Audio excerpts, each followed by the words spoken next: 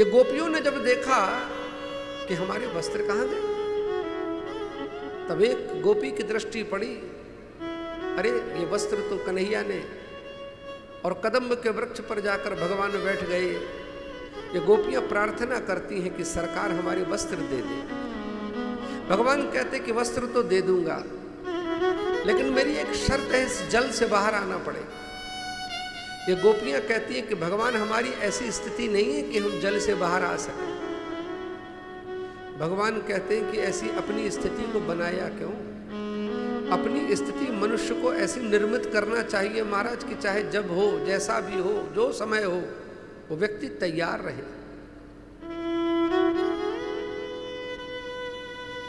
संत तैयार रहते हैं महाराज।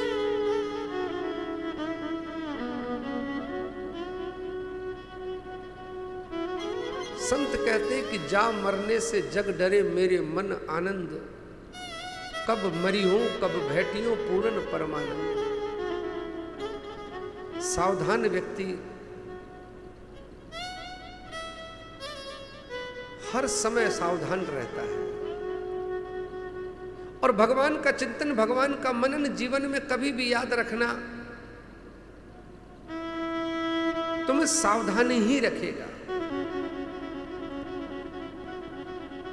तुम और तुम्हारा साया, कभी विचार करना कि कोई साया तुम्हारा तुमसे आगे की तरफ चलता है, तो कहा कि महाराज तुमसे तुम्हारा साया आगे की तरफ चले, ये ऐसी घटना कब होती है?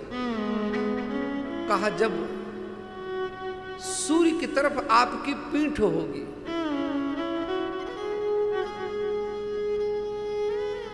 जब ज्ञान की तरफ तुम्हारी पीठ होगी तो तुम्हारी देह का अज्ञान तुमसे आगे चलेगा, और तुम उसको कितना भी दौड़ाओ, कितना भी दौड़ाओ, कभी पकड़ नहीं पाओगे। और कहा कि जब इस साये को पकड़ना हो तो कहा सूर्य की तरफ मुड़ना पड़ेगा। जब ज्ञान की तरफ मुड़ोगे तो वो महाराज तुम्हारी छाया समाप्त हो जाएगी। अर्थात ये जगत की छाया में जो तुम फंसे हुए हो, क्यों? क्योंकि अभी भगवान से तुम विमुख हो। एक बार जब भगवान के सम्मुख हो जाओगे तो ये जगत और जगत का भ्रमजाल, ये माया छूट जाएगी। आज भगवान ने कहा कि बाहर आ जाओ, वस्त्र ले लो। ब्राह्मणों की कन्याओं ने कहा कि हे श्याम तुम तो धर्मज्ञ हो। भगवान ने कहा धर्मज्ञ हूं इसीलिए तो अधर्म करूंगा नहीं, तुम बाहर आ जाओ। इतना तो जानती हो कम से कम कि मैं धर्मज्ञ हूं, और जब इतना ज्ञान तुम्हें है कि मैं धर्मज्ञ हूं तो अधर्म करूंगा नहीं, बाहर आ जाओ। क्षत्रियों की कन्याओं ने कहा कि शाम हमारे वस्त्र दे दो, नहीं तो नंद बाबा से जाकर हम शिकायत कर देंगे। भगवान ने कहा शिकायत करने के लिए बाहर निकलना पड़ेगा, भीतर मोबाइल लेके थोड़ी ना आ रही हो कि यहीं से नंबर मिलाओगी, बाहर तो आना पड़ेगा, बाहर आओ। अन्य कन्याओं ने कहा कि हे श्याम हम तो तुम्हारी दासी। भगवान ने कहा अगर दासी हो तो मैं तुम्हारा स्वामी, तुम्हें आज्ञा दे रहा हूं, बाहर आए। चारों वर्ण की कन्याएं जब निरुत्तर हो गई महाराज तो जल से बाहर आई। जल से बाहर आकर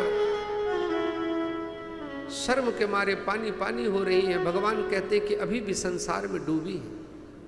भगवान ने कहा कि तुमने सूर्य देवता प्रत्येक कर्म का जो साक्षी है, तुमने उनका अपराध किया है। दोनों हाथ ऊपर करो, प्रणाम करो, क्षमा याचना करो। जैसे ही इन कन्याओं ने दोनों हाथ ऊपर करके प्रणाम किया, महाराज इनकी लोक लज्जा छूट गई। भगवान ने कहा दूसरा प्रणाम वरुणदेव को करो, तुमने वरुणदेव का अपमान किया है। आज महाराज लोक लाज छूट गई। भगवान ने वस्त्र दे दिए। इन गोपियों ने कहा शाम जब वस्त्र चाहिए थे तब दिए नहीं, अब नहीं चाहिए। भगवान ने कहा नहीं, ऐसा नहीं, ये मेरी भक्ति है, इसे ओढ़ लो।